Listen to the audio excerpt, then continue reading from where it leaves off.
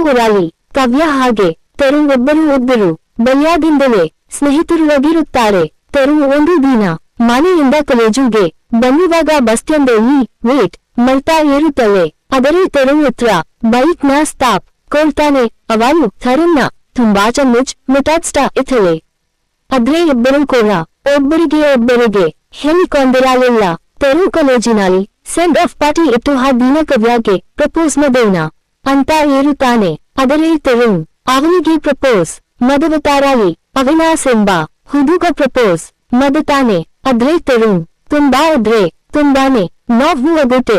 ಆದ್ರೆ ಅವಿನಾಶ್ ಪ್ರಪೋಸ್ ಅನ್ನು ಅವಳು ಒಪ್ಪಿಕೊಂಡ್ಟಾಳೆ. ಅದನ್ನು ಇಲ್ಲ. ತರುಣ್ ಮನೆಗೆ ಹೋಗಿ ಅವನನ್ನು ಮರೆಯೋದಕ್ಕೆ ಎಣಿಕೊಳ್ಳುತ್ತಾನೆ. ಆದ್ರೆ ಅವಳು ಇನ್ನೊಬ್ಬನ ಜೋಡಿಸಿರುವ ಬಿಟ್ಟಿದ್ದನು. .end Part 2 soon. Please subscribe.